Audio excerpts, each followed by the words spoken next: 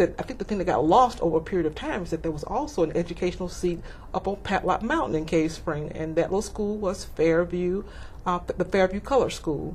That particular school was in existence between 1924 and 1955, and at that point in time it was renamed E.S. Brown when a new building was built after the governor had to honor the Board versus Brown of Education legislation that came out. So there was a whole educational experience up there that really had been lost. And the fortunate thing about it is that we have now, garnered enough interest within the Cave Spring community that we have several alumni who recall the school, who remember what happened there, and they're able to share a lot of their oral histories about the type of education that they got there, the things that inspired them, the teachers that they recall who were so dedicated, and that sort of thing. So we're just very happy that we're able to capture this bit of information before it's totally lost. The school originally was built in 1924. It was a joint effort between the community, the Board of Education, a philanthropist called Julius Rosenwald, and then the black community.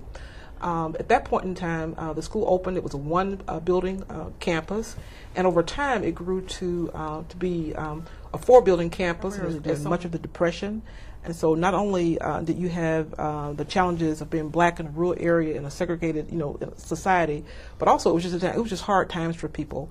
And my understanding from most of the alumni that I've talked to is that they really aspired for the American dream, and they thought that the American dream could be achieved through an education. Everybody thought that education was the way out, and so they were very, very dedicated to that. But one of the things I've heard so many people talk about, alumni talk about, is pride and dignity. And the teachers taught you to stand and speak of those things, even though you might not see it then, but speak them as if you already had achieved them. Each teacher took that time to personally would get and talk to the students, go to each student's desk, and they would just have that encouragement to you. They would have that personality that would just want to motivate you to learn. And so that stood out so much with me. One teacher for all 5 classes, and she taught each class at so many minutes. And there was Miss Roper and Miss Gladys Roper from Cedartown. And you could miss all 6 of them words if you want to. You had 30 bits in your hand with a stick. And in the center there was a wood stove. Each family that had students at that school, the county did not put coal there. They had to go out in the wood and cut wood for that heater. That's the way they heated the room there. But I didn't have to walk in it because they went somewhere in Florida County and found a retired bus that they quit using in Alchug, had a 31 8 Model Ford truck, farm truck. They took that farm bed off and set this old bus bed on there. And they transported us from there to Fairview School, and then he went on down and motored in and picked up a load and come back. It's one drive, an old 8 Model Ford truck, but that's your week walk. I came from a big family, so sisters and brothers brought the school together. And I remember the hill. I hated walking up the hill. I was so scared of the hill in the evening, the big people would just run down. And I remember standing on the side and they would run, scared to death. I do remember the teachers. They were very sweet teachers. They wanted us to have manners. They taught manners. And I remember after recess, we get a nap. I guess I must have been first, second grade. They always bought, the PTA always bought a tub of fruit around, and we got a fruit every day. Every day. And then I went there 5 years and 2 years at E.S. Brown. We went to the new school right there. It was new. And we had the fine arts program. It was a very, very good program. We had May Day, that's what I used to like, and we planted maypole. And we did sack race and everything. And another thing we did was cakewalks. We were known for cakewalks at E.S. It was just beautiful. We had lovely teachers. I began at Fairview, I guess, in 1949, first grade. And then after the built a new school, I transferred over to E.S. Brown in the 6th and 7th grade. We were the first students, I think, who went to the new building. And of course, like I said, we had good teachers, and we had the May Day and all the other activities that we had. And I remember we used to get driving the bus. We had an old bus. I think when the bus would tear up, we get another bus that's still on the old bus. And he used to tell us how to sit on the bus. You don't get on the side so the bus would be leaning. I guess we would turn around. Right. But it was quite an experience at that time. We didn't have indoor toilets. And they did the best we could with what we had. We had from 1 through 7, grades 1 through 7. That was a one-teacher school. Now, I was that teacher, 18 years old. But the children were good because the parents were good parents. They saw that they would obey and they were cooperative. And that was a good thing about it. If they had been a family, a community that didn't care, we would have had some problems, or we had no problem. We had a nice group of students in E.S. Brown. We never heard of discipline problems because we were all so close. Right. And we had great activities where we had singing, dancing, and everything in E.S. Brown. We had a dedicated group of parents in the PTA. Oh, yeah. Mrs. Lisa Chubbs, who I can always remember as being president of the PTA, was always there to work with us. I always wanted to become a teacher. Always. My parents liked our teachers that we had when we were in school. And I just saw them doing the things, and I just wanted to be a teacher. When we had integrated, we were not supposed to have prayer. And my children, some of the students now see me and they say, you always had prayer.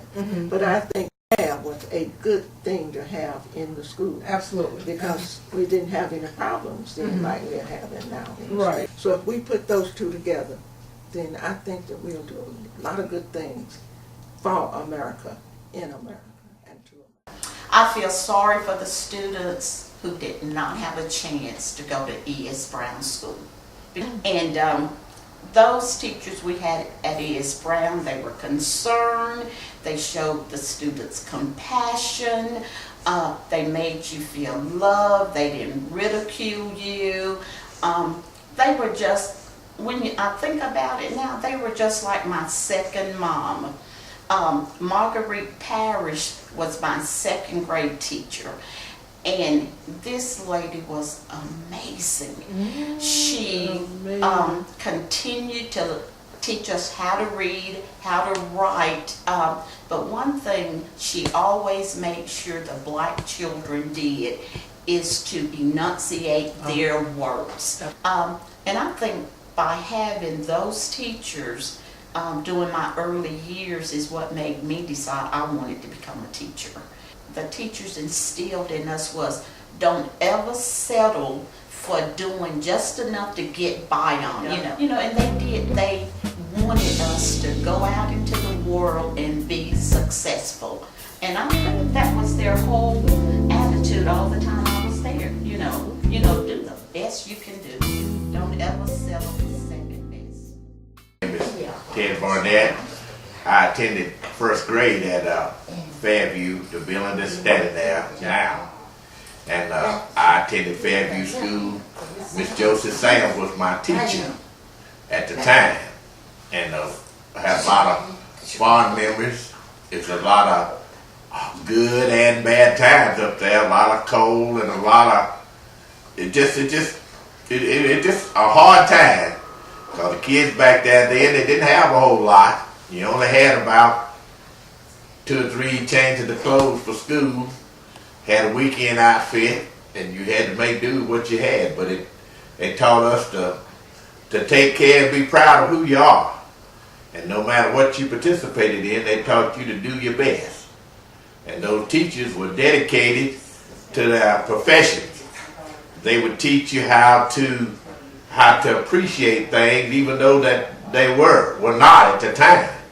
Even though we were up there was segregation and separation, even here in Cave Spring.